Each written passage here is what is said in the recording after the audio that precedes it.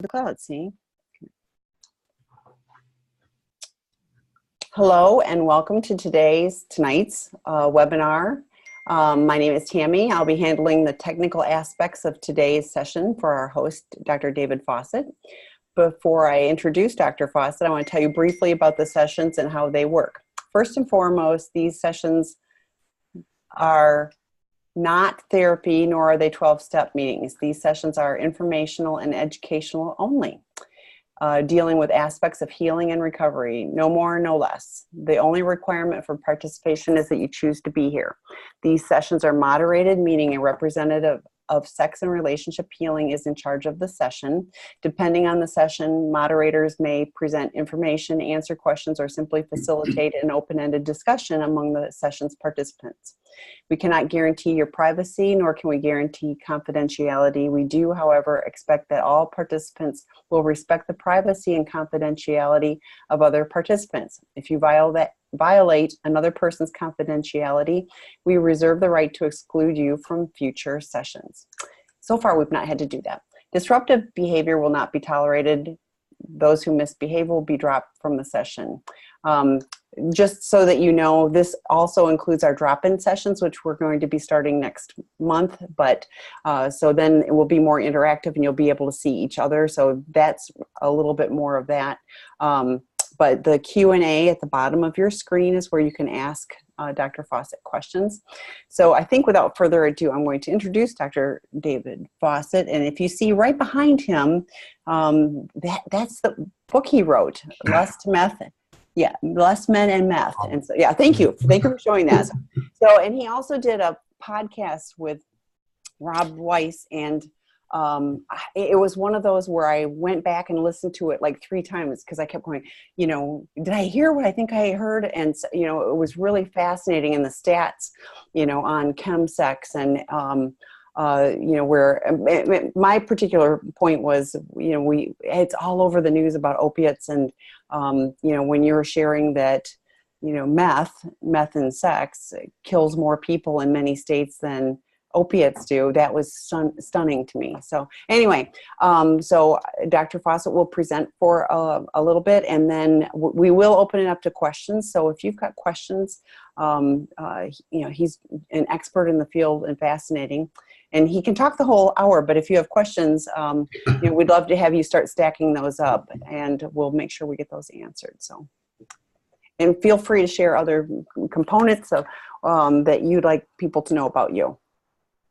Okay, great. Thanks, Tammy. Again, my name is Dr. David Fawcett. I'm a social worker and sex therapist in Fort Lauderdale. And I do a lot of work with addictions and sexual addiction, chemical addiction, most recently with stimulants, and that combination of when stimulants and sex combine, which is a pretty powerful experience and quite destructive as well. So that's been the focus of my work. Out of that work, though, I've done a lot of work on tonight's topic, which is resilience. And I find that resilience really applies across the board, not just in addiction. A lot of my work also has to do with chronic illness. So I do a lot of work with HIV and even cancer survivors, but survivors that have a medical issue that can weigh people down. And resilience is equally important in those situations as well. And I find just generally that some of the tools for resilience are practical just living in the day and age that we live in. I think everybody's under stress, it seems like more and more all the time. And so the ability to kind of understand resilience and practice it is really important. And practice is really what it takes. One of the first things I want to say about resilience is that a lot of people mistake or misbelieve that resilience is a character trait. You know, you know, Joe may be resilient, but I'm not. That's just not who I am. But the fact is that it's not a trait per se, not any kind of innate trait, but it's something that can be learned and done. And really resilience is really a kind of a series of steps, how we react to little situations, like 1,000 little steps that add up overall to kind of a resilient pattern of dealing with things. So that's a really important point, because I think a lot of times people just kind of tune out the topic of resilience because they think, well, I'm not, or they think they are. But my point is that everybody can be. And it's one of those things that is 1,000 little steps that make a difference in the situation. But what I wanted to do tonight is present 5 or 6 characteristics of resilience, and then maybe we get a discussion going about it. Things that I believe, and this is not the total or the ultimate list, but things that I have seen in the 20 years of clinical practice I've done, or in my own life dealing with issues. And the first is that I think it's really important to develop a strong social network. And I mentioned that resilience is not a trait. It's certainly a thing that we have to do in terms of decisions, but we can't do it alone. And I think we know from more and more research, both in addictions and in psychology in general, that the more social connection or connectivity that we have, the healthier we're going to be. And that goes not just for addictions or partners, people affected by addictions, by the way. When I say addictions, I'm talking not only about the active user, but the people that are partners of, or friends of, or family of, or love those users, because everyone's affected by it. But also by the issues of loneliness, for example, that we have in our society now. So there's studies that at least perceived loneliness is higher than it's ever been. And I think a resilience and that idea of social connection is really an important piece of that. We also know, just in terms of recovery from addiction, that social connection is what it's all about. And that there's a traditional knowledge about that with being connected with meetings, being connected in groups, activities that kind of help us understand that we can't do this alone. And that's a really important concept, I think, for resilience, because we need that feedback. We need to carry each other when we're not feeling as strong to one particular day. And I think that really is a critical factor that to really appreciate the power of connection and social connection that's incredibly valuable and strong. A second point I think about resilience is to really find purpose. And that sounds very kind of grandiose in a way, but I found that a lot of people I work with, once they get into recovery particularly, or once they have survived or are surviving a chronic illness, it's kind of this what is it all about moment. And first of all, people have a lot of time, they have a lot of energy, their life has been shaken. Sometimes it's been a drastic kind of near miss. And so it's a time to reevaluate. And I think oftentimes at those points we don't really in our society think about purpose. We kind of get up, we go to work, we feed the kids, we walk the dogs, we get up the next day and just kind of, we get so caught up in the day-to-day routines that we forget sometimes the bigger picture. And so I think it's really important to kind of think about, why am I here? What's this all about? And how does that relate to resilience? And that simply kind of can be kind of I guess what you'd call a North Star, right? When we get confused, when we get bogged down, we get sad or depressed or feeling overwhelmed, I think it's really important to kind of look up and see kind of on the horizon where we're going. And at least for me, on days when I kind of am moving a little slower than others, if I can look up and see my goal, see my purpose, and get the feedback from the universe about that purpose, whether it's being an advocate or sharing or writing or doing whatever, it's a really critical piece. And also we know from the 12-step traditions that giving of oneself, and then not just 12-step, this idea of service really extends, it's a universal concept. And we just simply feel better if we have a purpose. And I think if that purpose includes some sort of selfless giving. In Sanskrit, there's a word called seva, which is selfless service. But I think that idea of a purpose is a really important and critical piece to help us find our way. And one of the things that is interesting to me is that sometimes it's so hard to find purpose. And I think it would be a mistake to say you have to have just one big purpose, like with a capital P. I think we can have a lot of different purposes as well. But I think to really think about that and meditate about that and kind of figure out, what is this all about? What's the meaning of this? With long-term survivors of HIV, people that survived really catastrophic death in the 80s and 90s. And for those that lived for the new medications and survived, there's first of all, there's guilt, like, why am I here and not 20 of my friends? But also it's like, okay, what am I going to do with this life that I've found, life that I've been given back? And so I think that is an element of resilience that is critical in terms of keeping us going on days when we may feel a little overwhelmed. A third thing is just, and this again sounds kind of simplistic maybe, but to be optimistic. I think we sometimes have a choice, often have a choice, about how we want to frame things. And it's kind of the saying we have, a kind of glass half empty, glass half full thing. Interestingly, in neuroscience now, we're discovering that there's such a thing as a negativity bias, which simply means that we train our brains over time to only see negative stuff. There's so many thousands and millions of bits of data coming at us, we can't possibly take it all in. So our brain selectively chooses to see things. And over time, if we're really focused on the negative and kind of catastrophizing and looking at the worst possible outcomes and all the bad side of something, we can train our brain to not see the positive. And so after a while, it really will be a pretty cloudy day the whole time. So I think we have to really train ourselves to balance that out and to look for the positive. Now, I don't want to be really Pollyannish about it. I mean, there's certain situations that are not positive inherently, but I do know from my own experience and an experience of others with addictions and chronic illness that sometimes those things can be seen as kind of a gift. There's a really a shakeup of one's life, and there's a lot of loss, but there's a lot of found. I think sometimes in recovery or in surviving, people find that they really can kind of overwhelm their negativity and really look at and be grateful for some of the gifts that really challenging life situation has created.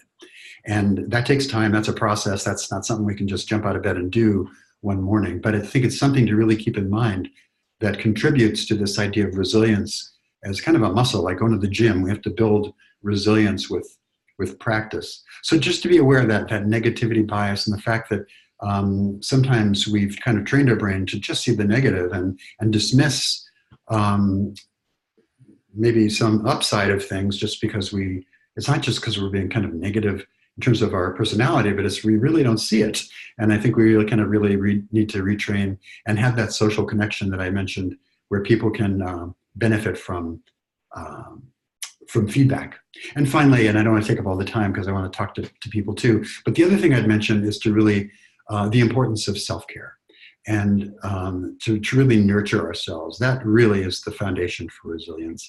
And that includes all the areas of life, right? Physical self-care, sleep, eating well, drinking well. I tend to push myself too much, don't say no, run, I'm gonna run, till my body says, you better stop. And then it kind of makes me stop. So it really, for me, part of my healing and maintaining resilience is getting adequate sleep, making sure I'm eating, saying no occasionally, and getting lots of rest. But there's also the emotional resilience and taking care of ourselves, honoring feelings, identifying what's going on with me, if it's a negative or positive feeling, sharing it, expressing it, and releasing it. And just kind of get that emotional housekeeping is, I think, a really important element of resilience. And finally, I'll just mention too the spiritual aspect. I think we can't be really in this on ourselves. I think part of the basic addiction theme of recovery has to do with a power greater than ourselves, whatever that is. And this is not to define it in any way for anyone, but I know that these problems and these issues, and again, speaking personally, the miracles that have happened to me involve much more than just me. And sometimes it's the larger group, it's my circle of friends, but I think there's an energy out there in the universe too that's helpful. And that's just my personal belief. But so those are the things that I would say about resilience. There's plenty more. The social networks embracing. Oh, one other thing I'll say, I don't see any questions. Tammy, correct me if I'm wrong. Correct. Not yet, but feel free if people have questions about resilience or about addiction or about chemsex, any of those. Dr. Fawcett is very adept at answering them. So, but go ahead. So, well, another factor I would say is to really check out how we view change and to really embrace change. And I think a lot of us control and resist change because of fear or past experience or uncomfortable feelings. And instead, we kind of dig in. And I think, life is all about changes, whether we like it or not. We can go kicking and screaming. But I think there's a certain wisdom in embracing the change that's going to happen anyway. And it's finding a balance about being grounded and rooted, but also being open to changes and what life has to serve us or throw at us occasionally, but to help us out. So those are some factors. I'll mention one more that it was the topic of the last webinar I did here, and that's gratitude. I think gratitude is a huge component of resilience, emotional resilience and physical resilience. But the idea of being grateful, even when we don't want to be. There's days when I'm very resistant to identifying things I should be grateful for just because it's been a hard day and I'm not in the mood. But I think at those moments, if I can sit down and even make a short list, it's like a mood changer. It really kind of washes away the angst, the toxicity, and I feel better, and I feel relieved, and I feel connected. And so gratitude is a huge tool that's important, and something that I think is also like resilience, something that requires practice.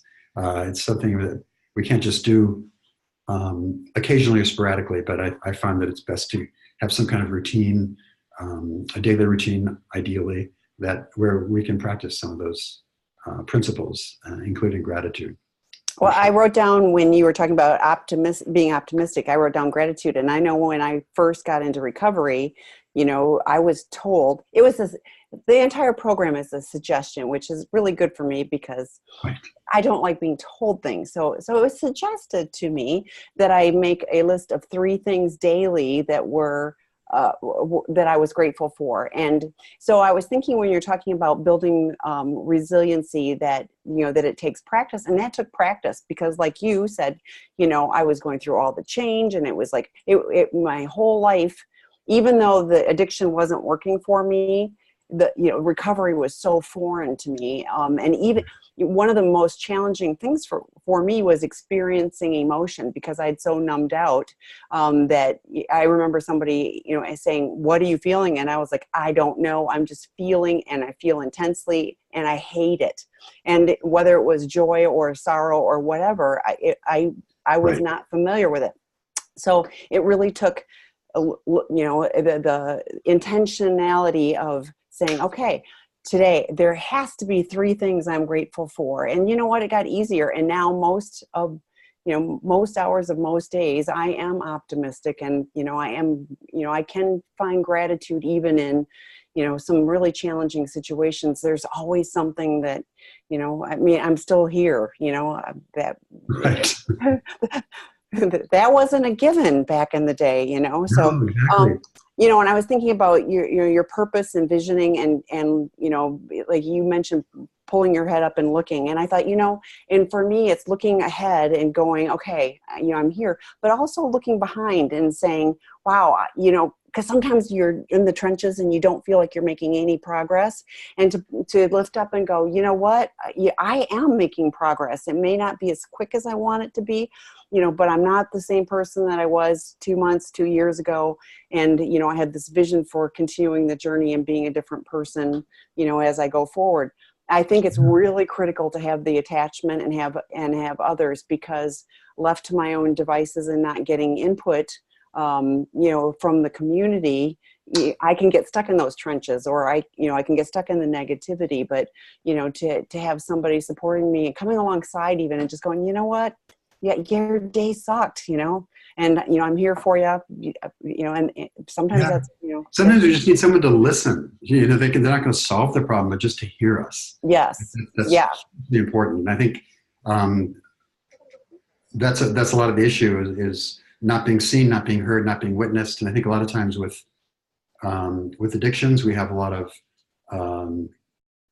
stigmatized identities, people that are minorities in certain kinds of ways or have suffered trauma, which is minimized as we're seeing in our culture these days. And I think that just to be heard, to be seen, to have someone that you can share with. You reminded me of something else I'd like to just follow up on, and that's that idea, especially in early recovery when we are so numb. And because really addiction is all about dissociating, right? It's about checking out. It's about just escaping our life or feelings, whatever's going on at the moment. And that's, of course, a big relapse trigger. But early on, I believe there is this just general numbness. And when we start to kind of get in touch with stuff, it's almost like it's real simplistic. Like I feel good or I feel bad, mostly bad.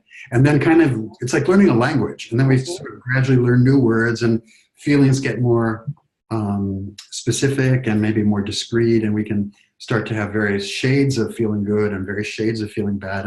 And suddenly it starts to kind of blossom and we're in touch with ourselves. But I think that process of reconnecting with ourselves and with our feelings is really hugely important. And that's where we can kind of lose our way, I think, because unless we have that social connection, unless we have an idea of where we're going with purpose and some feedback from people that we trust, it's kind of scary once those feelings reawaken to not kind of go back to our old behavior. Our first instinct is to do what works best, which is to go for the drug or the behavior or that. And I think so.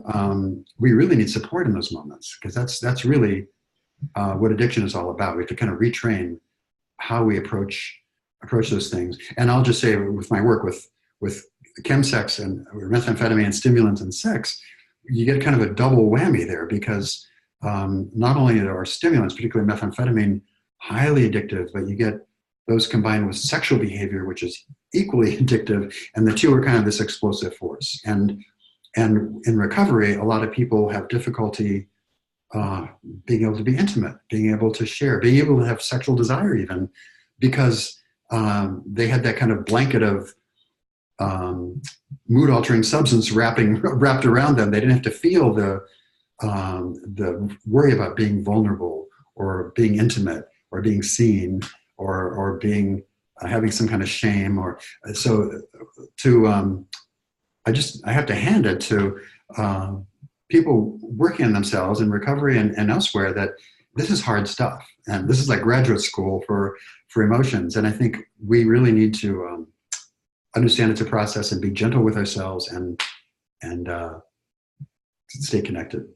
Well, and I agree. It's a process and it's challenging, but at the end of the day, it's so worth it. You know, I always talk about the before Tammy and the after Tammy, and the after Tammy is so much more connected to people, happy. I mean, ultimately, you know, I completely numbed out and was, you know, into behaviors and would have gone from one behavior to the next. You know, like if this one stopped, I was going to go do something else because I just couldn't deal. And so anything to escape having to be me, you know, I was in. So over time, and was it, you know, happy, joyous, and free right off the bat? Heck no, it was a process. Right. But at the end of the day, you know, it's so worthwhile. So anybody who's new to recovery, I encourage you, you know, hang in there and just keep coming back and there's good stuff. We do have a question. There are different support groups for SAs, such as SAA, SLAA, etc. Is there a group that follow your steps for resilience? They all seem to have different philosophies. You have thoughts on that? Yeah, I mean, this, I guess in general, it's really hard to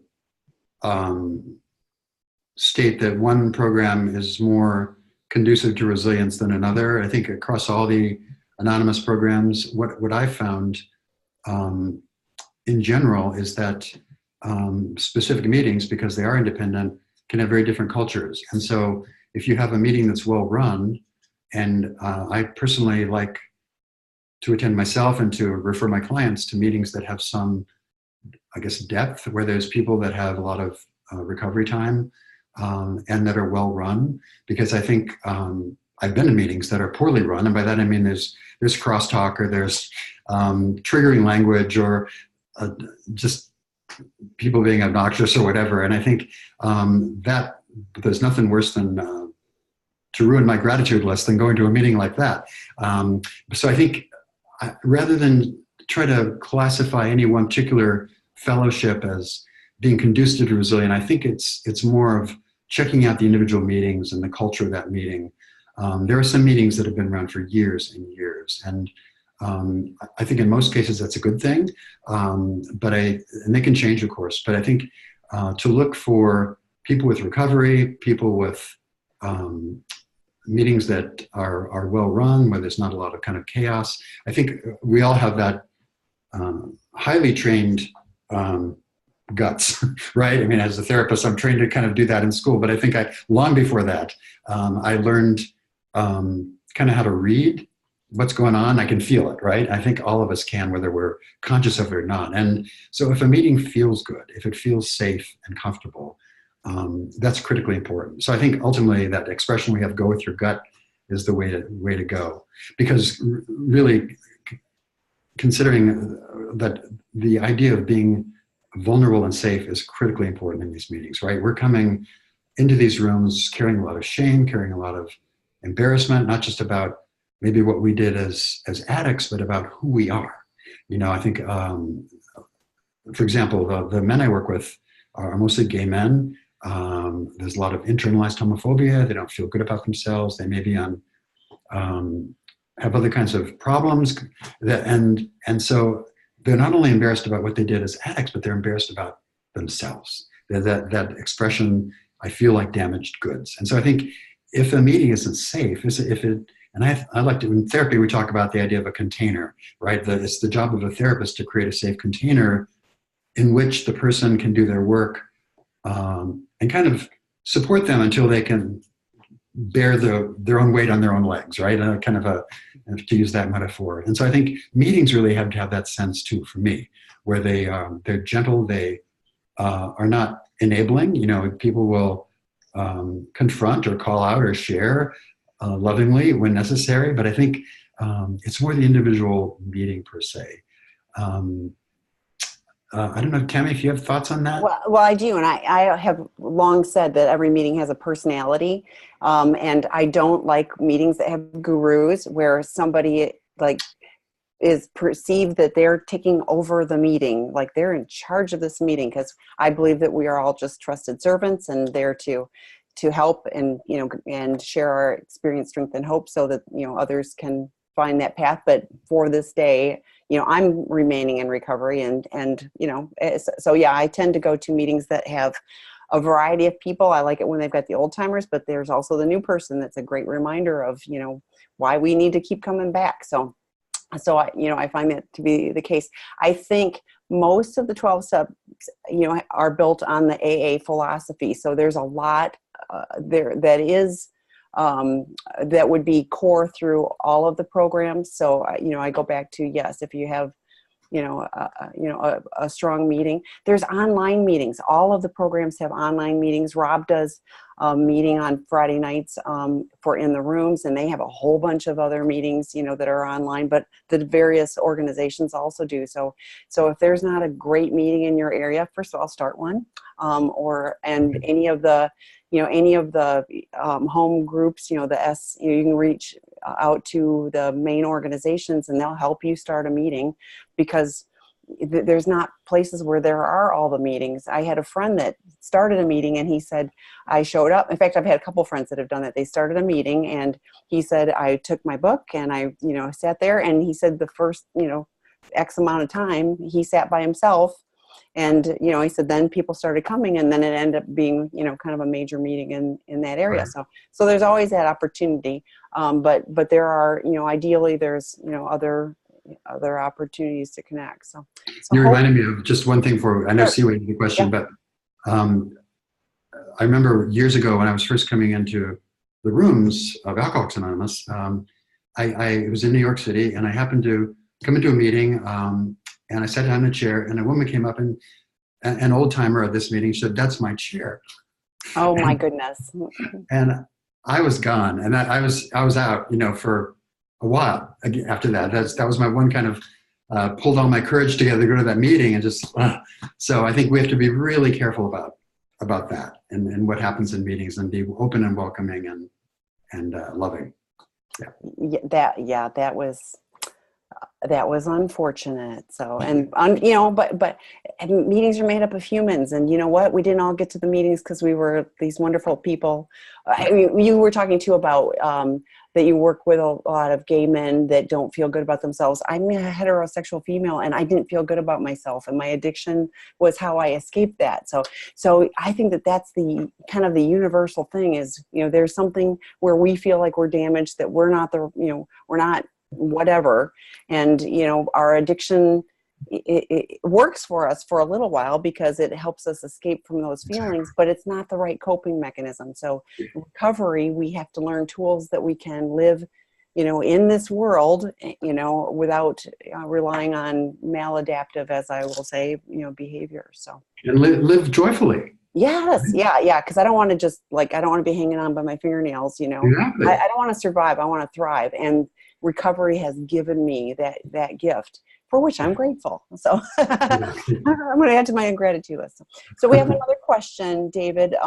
This person it's a female. My ex-husband cheated on me with a stripper. He said that he got drugged with cocaine that one night. Is it possible for him to be addicted after one time? Concerns about the amount of money being spent in the last 4 months. So that makes sense, the question? Yeah, there's a lot in that question. Yes, there is. So in terms of how fast can one get addicted to cocaine or stimulants, and that's often said about methamphetamine too. You use it once, you're kind of you're a goner, and those drugs are highly potent. They work in the part of the brain that just gives this big rush of dopamine. That's why crack and meth particularly are so addictive. So yeah, I think certainly they're dangerous. Can people get in trouble? Yes. I would hesitate to say that someone can be addicted after one time. So I think that I don't think that happens. I think usually there's more experience than just one time, and with some of that behavior. Now, can it happen quickly? Yes. I know that there used to be studies on the course of addiction, say for an alcoholic, from the time they first drank to if they were going to become an alcoholic when they bottomed out, was years and years. And for stimulants, that's much shorter. So people kind of hit bottom sooner with certain drugs or certain behaviors than others. And cocaine is one of those high-risk drugs. And as like meth, it's a stimulant, it's often used in conjunction with sex, and that kind of makes it more potent. So there is I have seen people that, for whatever reason, combine those for the first time, either coke or meth with sex, and really became obsessed with it. So, I mean, that kind of addictive thinking can happen fairly soon. I think people want to kind of recreate that experience. And in my experience with addiction in general, but particularly with stimulants, people are constantly trying to recapture that first time, right? And they can never do it again. But dopamine is all about desire, and so it's kind of always stoking up that what if, and kind of building the idea of desire. So it can happen fast, but I hesitate to say it's addicted. Cocaine and meth, stimulants, drugs in general, alcohol for that matter, do disinhibit, right? And so people often using substances who are intoxicated will do things they wouldn't ordinarily do. Now, not to excuse, there's a lot of choices that go in. People just don't kind of wake up in a stripper club with cocaine in their hand, right? There's a lot of like the choices for resilience that are many, many little steps leading up to it. I think there's many, many little steps leading up to that moment as well.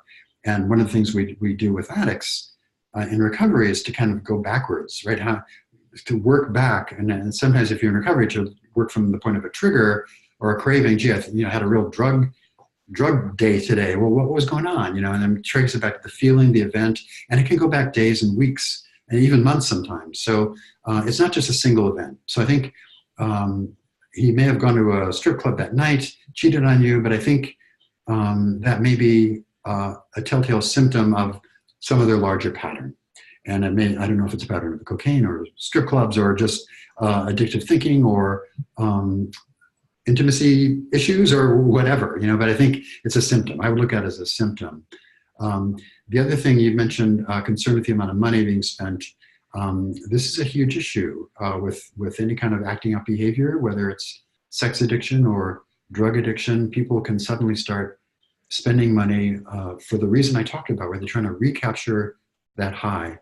And with certain things, particularly sex and stimulants, the ability to resist is very, very diminished sometimes because it works in a very primitive part of the brain where it's kind of all emotion, no thought, and it's like kind of I want, and it's a very strong and people will kind of lose their power to resist effectively if they go down that road. One of the things I teach about to my clients in recovery is that to really, if they start thinking about using or acting out, the sooner they can cut away from that thought, the better. Because there is a point, if you keep playing with that thought, with that fantasy, with that desire, with the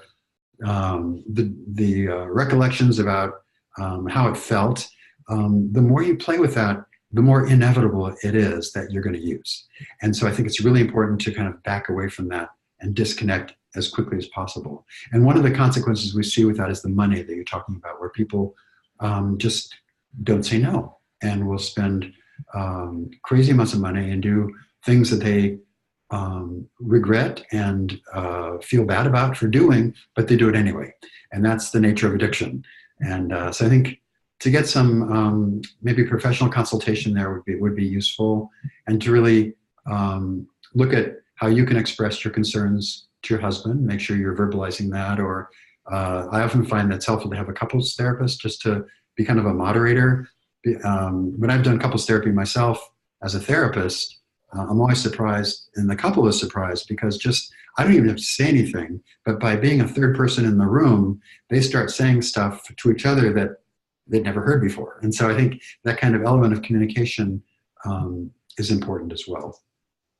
But I noticed she says that it's an X, and I want to encourage you, even if it's an X, that you get some support for you, because it's really challenging, and you have legitimate feelings about, I married this person, we said I do, it's, this is what he's promised to love and honor and whatever, cherish me, and he's off at the strip club doing cocaine and ruining our financial, all of those things are traumatic and painful, and there are people that can support you in healing, and hopefully he's gotten some professional help for, cocaine, like, as you said, is highly addictive, and it's tough to just quit, on your own. So, hopefully he's gotten some professional help. And I apologize. I was focused on the cocaine. I missed the X part. You're right. But yeah, and I agree totally, Tammy, with what you just said, and that people need to be aware of the patterns and situations, and those still have consequences, even though that person may not physically be there anymore. And really. Well, and I don't know if there were children involved, but then it's co-parenting and all of that as well. So right, it gets very complicated very fast. Yeah. So, and I don't have a copy of it right in front of me right now. I usually do, but Rob just wrote a new book, Prodependence: Moving Beyond Codependency, and it's really geared to loved ones of the addict, and whether you're actively in that relationship now or it's in the past, it still affected you. It's still one of those challenges that maybe it's why you're here, to try to find some answers of why did he do that, and it's like I said, it's never, and David said too, it's never an excuse, it's a reason. And addiction is from the outside, you look at the behavior and go, that's crazy. Well, yeah, it's crazy to think that this, I get in trouble every single time when I do this behavior, but today is going to be different. And, you do the same thing. So for years and years. yes, Sometimes. yes, yes. Yeah, You know, I remember saying, tonight I'm not going to drink. And I'm at the bar drinking and going, what the heck? How did this happen? And right. yeah, You know, you know, the conversation just now reminded me of another, I guess, aspect of resilience, and that is really to kind of embrace our abilities, our own abilities, right? I think sometimes we underestimate the power we have and the wisdom that we have as individuals, and that kind of feel trapped in situations or repeating patterns. And I think part of resilience is really saying, hey, I'm really good at this, or I'm really good at that. I have this talent, I have that skill. I think so many of us, and culturally we're encouraged to, we use the word humble. I think that's a misunderstanding of the word, but it's like, kind of not to, it feels like we're promoting ourselves or right. aggrandizing ourselves. But I think the word humility actually is based, it means honest or truth. You know, humility is stating the real deal. You know, I do this well, I don't do that so well.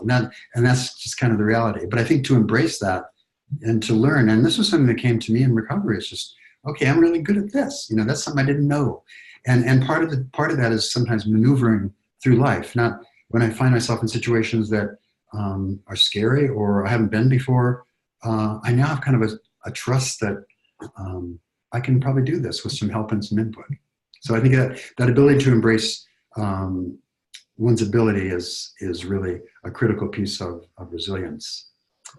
Well, and so she added, yes, children involved and it's messy. He violated me in the marriage, and she listens to Rob every week, just trying to get her head wrapped around it. You know, and I'm thinking, wow, that's an example of resiliency, because you're still here, Absolutely. you're still showing up, you know, you're still, you know, trying to put the puzzle pieces back together. And it's, you know, it's a 3,000 piece puzzle. It's not, you know, 20. So it is challenging, but, you know, you're showing up every day, and you're, you know, like, you're looking for answers, and I really want to honor that. So right, and I think that's where being connected to a group is really helpful, because it does feel sometimes like there's no movement, there's no motion forward.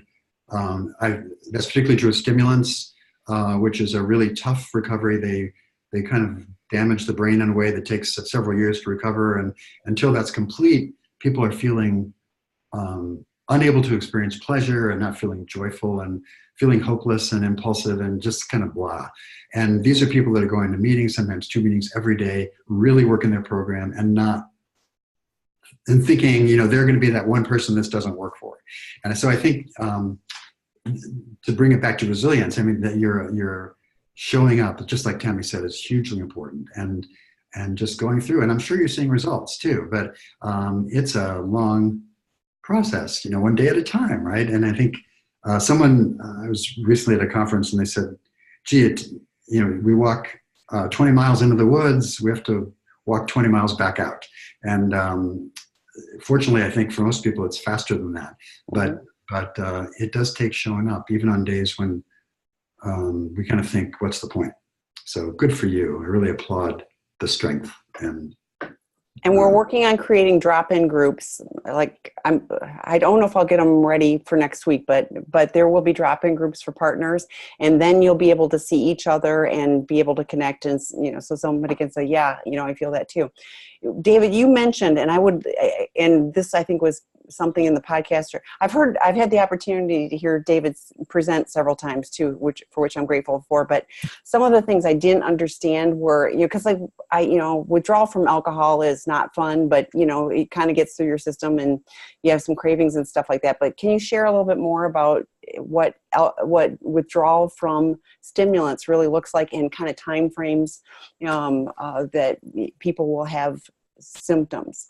Yeah, so everybody, of course, is aware of the withdrawal, very dangerous physical withdrawal from alcohol and opioids, which is very dangerous. Actually, alcohol is much more dangerous than opioids. And opioids are kind of uncomfortable and unbearable at times, but not necessarily life-threatening. Alcohol and actually benzodiazepines like Xanax and Valium can be life-threatening. People don't think of stimulants as being something that we have to detox from. And if you try to go to a hospital, they're not going to approve an inpatient detox for amphetamines because they say there isn't one. So people are not going to get tremors. They're not going to get kind of throwing up or fevers like you do with other drugs. What does happen though, and it's more subtle, is that with stimulants, and I'm talking about cocaine, methamphetamine, even some forms of ecstasy, what they do, they all work by blocking the dopamine receptor in the brain. Dopamine is this neurotransmitter that makes us feel good, right? That's what most drugs operate on, is just releasing dopamine gives us this rush of like excitement and feeling great and euphoric and sexy and all of that. So they block this receptor and keep the dopamine floating around between the nerve cells. The problem with methamphetamine, more than cocaine, but cocaine to some extent, is that it's neurotoxic, meaning that it destroys that receptor. And so with some consistent use, people are destroying their brain's ability to distribute dopamine. And if we don't have dopamine, we're depressed, we are suicidal sometimes, we're impulsive, we're hopeless, just feeling terrible. And the problem with stimulants is that that receptor is destroyed. And the good news is that it does regenerate, but the bad news is that it takes up to 24 months to regenerate. So there's actually brain scans of this process that does take, it varies, but generally on average about 2 years for people to really get a fully functioning dopamine transport system back. And that simply means that I've had guys after 2 years of recovery say, I can finally read a book, because it affects concentration. It affects an ability to kind of not be distracted all the time, ability to say, hey, I had a great day, to actually feel some pleasure. And that's why a lot of the things we're talking about tonight with resilience, the being optimistic and grateful, are kind of almost alien concepts to people in early recovery, and particularly with stimulants. But I think my message, one of my purposes, is to really make sure people understand and have hope that this will change and that things get better. But yeah, for stimulants particularly, Tammy, it takes up to 2 years because of this really a functional brain injury that happens with stimulants it's really destructive. And brain science is really kind of in infancy right now, so we don't understand a whole lot about what's going on, but we know that it's a problem. The other, I guess, unhappy news in that regard is that we don't have anything to kind of help foster the regeneration of that transport system. It just kind of has to grow back. I think one of the people are looking for medications or interventions that would help build it and revive it faster, but it's a matter of just allowing nature to do its work and not do more damage in the meantime.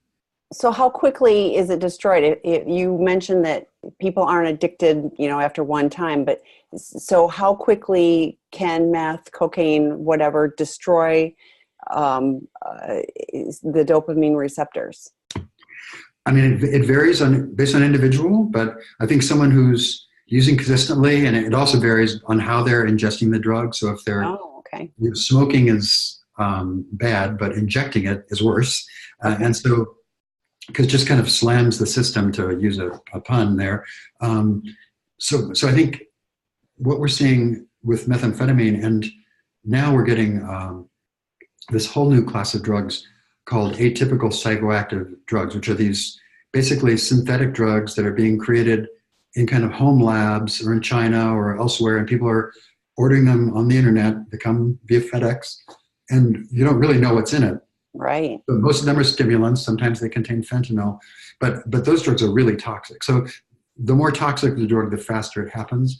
But I've seen clients who had no prior history of addiction get involved with really consistent methamphetamine use, and in 6 months or so had really done a lot of damage to their brain and had that full 2-year period of recovery to be able to concentrate and feel good and not feel hopeless and kind of scattered. It even affects how we do therapy, because a lot of the classic therapy is what's called cognitive behavioral therapy, or CBT, which works with changing people's thoughts.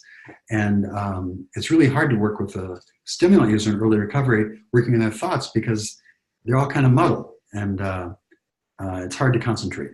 So I think that's another thing where we kind of have to be gentle with each other and understand that people are having a hard time early on. And it's not just that they're being resistant or that they're in denial, but their brains are healing. And it's been a big problem.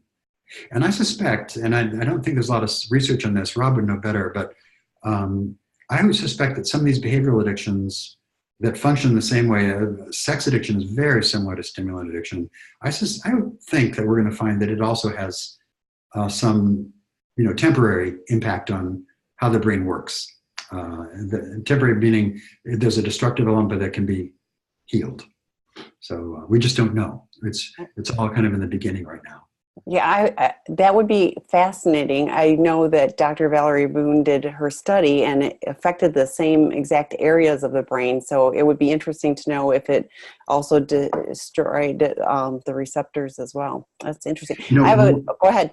Oh, I was just going to say one follow-up on that is that we do know from addiction studies and neuroscience that any addiction, any drug, any behavioral addiction affects this one area of the brain, the limbic system that you're talking about, but it also reduces the amount of communication between that primal sort of I want system and our frontal cortex, which is the higher brain, the part of us that thinks and says, ooh, this is not going to be a good idea. It's where we have our good judgment or bad judgment and kind of a sense to predict the future. And it just sort of turns that off. It's like that's chatter. That's like a nagging parent that I don't want to hear. And it just kind of shuts it down. And so that in recovery, that communication between those two parts of the brain has to heal as well. And that takes time as well. That makes total sense because like I mentioned earlier, it's like, you go, anybody looking at this would go, that's a really bad idea. And we're like, oh no, going to go do that. So right. This time it's going to be different. Yeah. So yeah. A question for you, and I don't know if there is an answer to this, but I think about these young kids that are getting hooked on meth, for example. Let's just talk about meth. But so is it if the brain isn't really fully developed until early 20s, right? Is that really mid to late 20s? Oh, really? Okay. So if they're doing this type of thing to their brains at an earlier age, is it either they heal quicker because they're young and their brains are more elastic or whatever, or is it more damaging because their brains aren't fully formed? Any thoughts? Yeah, that pattern described where you have kind of a normal adult brain and it gets damaged and recovers, that's assuming someone is already fully grown and matured. The problem with adolescence is that the brain isn't there yet, and it has to go through several very important stages of development where there's a ton of synapse connections, and then there's shed, and there's more. And it's really a incredible blossoming kind of thing. And if you put drugs in the middle of that, it's very destructive. And the one area where we have the most research is on marijuana. And with all the interest in medical marijuana around the country, there's been a lot of attention paid to the fact that it's kind of giving a green light to adolescents that marijuana is okay. And I'm not saying marijuana is or isn't, but for an adolescent, it's much more destructive because the brain isn't at that point yet where it's stable, and the drugs interfere with the development. And I think at that stage in one's life, if you kind of miss developmental stages, it's very hard to make it up. Now, marijuana, I think there's severity. I think marijuana is not in the same class as methamphetamine, for example. But I think it's something to really be aware of, that we underestimate just because, first of all, it's so common. But now it's kind of more of an understanding that for adults, there has some medical benefit. But I think we really have to attach the very strong message and clear message that for adolescents, it's a very different story and can cause really permanent damage. Interesting. Yeah. So there's a lot of risk with these behaviors and combining them and I think especially with sex addiction, and when you combine sex and drugs and adolescence, that's a really powerful thing. And as you were saying, I think it's true for whether you're gay or straight. I think a lot of times people haven't had sex without alcohol or drugs or whatever. That's pretty common experience. But I think sometimes that any kind of normal developmental phases get really sidetracked if you get into addiction too soon. I think problematic. And I might add, I could talk about this stuff forever. And those at that age, it's the time when serious mental health issues start to emerge, if they're going to, right? Okay. And so it really complicates all of that as well. And so if someone, rather than being identified if they're depressive or if they're even schizophrenic, which is schizophrenia emerges in the early 20s often, addiction really kind of masks that and can really aggravate it and make it worse and harder to treat and control. Okay, somebody popped in. Here in Canada, we are legalizing marijuana on October 17th, ages 18 and up. You should write to our Prime Minister. We have enough problems in the U.S. to work on. Right, right. Yeah, I'm very fond of your Prime Minister, by the way. Yeah. I think, and that's inevitable. I think it's happening here too, or going to happen. I live in Florida, which is one of the more conservative states in the country, and we have medical marijuana, and I never thought I'd see that. Yeah, we have. So, I live in Arizona, again, a conservative state, and and we don't have recreational yet, but I'm sure it's coming. It's coming. So go ahead. I think there is this awareness out there, and I think it's a matter of advocacy groups getting out there and really making sure that the message is out that there's tremendous benefit from marijuana for medical reasons, and I think it's not as harmful as methamphetamine or heroin. But for the adolescent, it's a really dangerous phenomenon. Well, and I don't know enough about this, but I've been hearing, that they can take the THC out of it so you don't get high, but the benefits from the oil, so you don't get the high, but you get the benefits of the medication, from the oils. Well, I can share personally about that. Okay. I have really bad neuropathy that came as a result of medication and cancer drugs.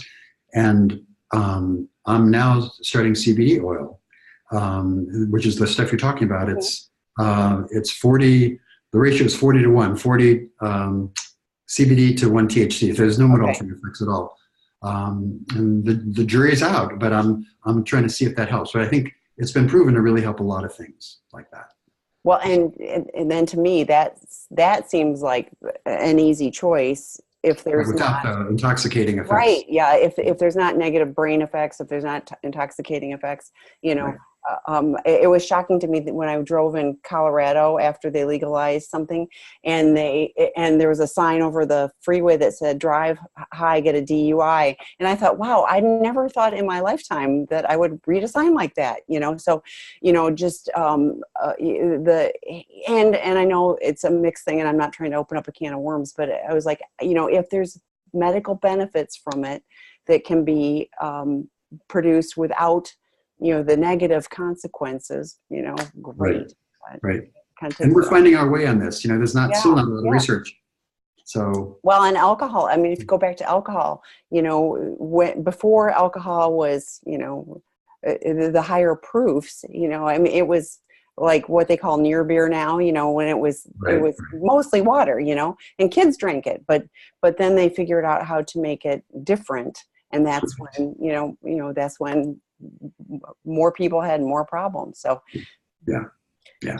But anyway, the same is true with even drugs that can be really dangerous, like ecstasy or ketamine. They're finding that with a lot of controls, they can be therapeutic as well.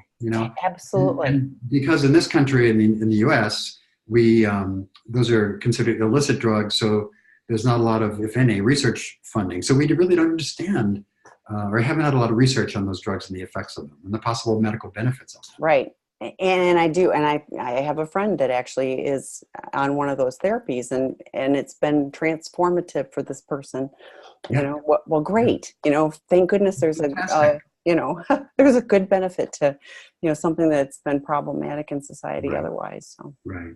So no other questions. And I think our hour's up. So thank you all for joining us for our evening. We're going to continue to do this. Like I said a little bit ago, we'll have some drop-in groups. Dr. Fawcett will be back in 2 weeks for another installment, shall we say. Right. And, but watch for, if you haven't already registered on sexandrelationshiphealing.com, all spelled out, you can do so, and then you'll be on the email list so that you'll be notified of when we are going to have different things. But Dr. Kristen Snowden will be doing a podcast starting next week. She did one, but we kind of changed her focus. She'll be doing one next Wednesday at 12:30. Rob does his Monday evening at 6 p.m. Pacific time. I'm saying these times Pacific time. But we'll have some drop-in groups, hopefully starting next week, but otherwise the week after. It's about me getting all my ducks in a row. So I apologize for delays on that, but this site is relatively new. We're working on building it. So we appreciate you coming along for the journey. Again, Dr. Fawcett, thank you so much. It's always fascinating and he's, like I said, he did a podcast. So if you haven't listened to that podcast, and right here, second and fourth Wednesday of every month. Second and fourth Wednesday of the month. And we'll put that on the calendar, and you'll be able to see more about that and invite friends. We'd love to have more people, hear more. So, but thank you all. Thanks, everyone. Until next time. Bye-bye. Bye.